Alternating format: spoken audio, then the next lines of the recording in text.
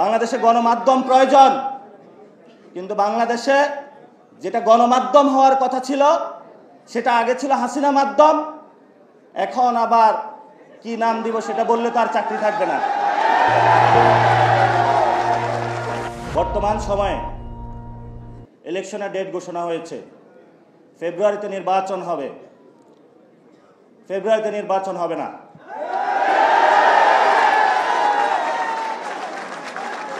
কারণ যদি ফেব্রুয়ারিতে নির্বাচন হয়, আমার যে ভাইয়েরা শহীদ হয়েছিল, রক্ত দিয়েছিল সংস্কারের জন্য, একটি নতুন সংবিধানের জন্য, তাহলে কবরে গিয়ে তার লাশটা ফেরত দিতে হবে এই সরকারকে। আমার যে ভাইয়ের হাতটা চলে গিয়েছিল, যদি সংস্কার কাজ শেষ না করে নির্বাচন হয়, তাহলে এই সরকারকে আমার ভাইয়ের হাতটা ফিরিয়ে দিতে হবে। যে মায়ের বুক খালি হয়েছিল, যদি সংস্কার ছাড়া, একটি নতুন সংবিধান ছাড়া বাংলাদেশে নির্বাচন হয়, তাহলে ওই মায়ের বুকের সন্তানকে ফেরত দিতে হবে। অনেক বাচ্চাকে দেখেছি এখনো বুকের দুধ পান করে, কিন্তু বাবা শহীদ হয়েছে। তাদের সাথে যখন কথা বলেছি, তাদের মুখের ভাষা পাইনি, শুধু চোখের ভাষা পেয়েছি। চোখের ভাষাটা ছিল অশ্রু, যে অশ্রুতে তারা বলেছিল, আমার বাচ্চা রয়ে গিয়েছে, আমার স্বামী চলে গিয়েছে, আমি বাংলাদেশ থেকে কিছু চাই না, কিন্তু আমি একটি সুন্দর ভবিষ্যতে বাংলাদেশ দেখতে চাই, যেখানে আমার এই বুকের যে সন্তান আছে আর সন্তানকে কেউ খুন করবে না। কিন্তু বাংলাদেশে আমরা দেখতে পাচ্ছি একই সংস্কৃতির ডামাডোলে, একই ফ্যাসিবাদী সংবিধানে, একই সিস্টেমের মধ্য দিয়ে আমরা নির্বাচনে যাচ্ছি। তাহলে এতগুলো মানুষ শহীদ হওয়ার প্রয়োজন কি ছিল? এতগুলো মানুষ আহত হওয়ার প্রয়োজন কি ছিল? আপনারা দেখেছেন, এখানে অনেক মিডিয়া ভাই রয়েছেন।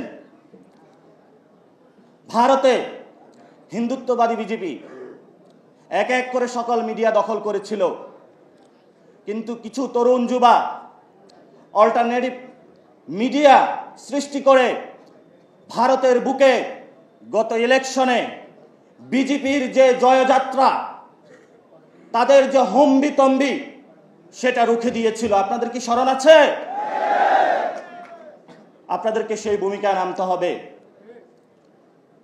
বর্তমানে গণ অভ্যুত্থানে যারা নেতৃবৃন্দ রয়েছেন, 1 লাখ টাকা, 5 লাখ টাকা বিভিন্নভাবে এমনভাবে ক্যারেক্টারাইজেশন করা হচ্ছে, মনে হচ্ছে বাংলাদেশের সবচেয়ে বড় তারা ক্রিমিনাল।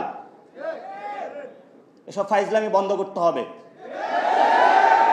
গণ অভ্যুত্থানের পরে সকল মিডিয়া সম্পাদকের সাথে বসেছিলাম, তাদেরকে একটা কথা বলেছিলাম, যা কাম করেছেন ঘরের ভিতর থাকেন, যদি লজ্জা থাকে ঘরের ভিতর থেকে বের হবেন না। কিন্তু যাদের লজ্জা নাই, তারা বারবার বাংলাদেশের মানুষকে ধোঁকা দিয়ে যাচ্ছে। অনেক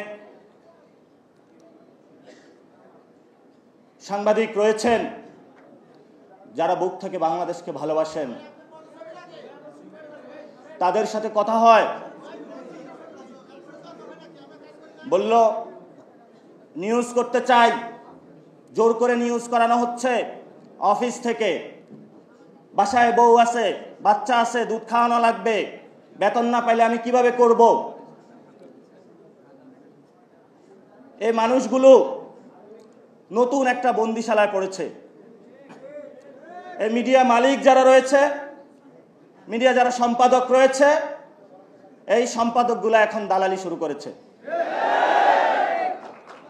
বাংলাদেশে গণমাধ্যম প্রয়োজন, কিন্তু বাংলাদেশে যেটা গণমাধ্যম হওয়ার কথা ছিল সেটা আগে ছিল হাসিনা মাধ্যম, এখন আবার কি নাম দিব সেটা বললে তো আর চাকরি থাকবে না।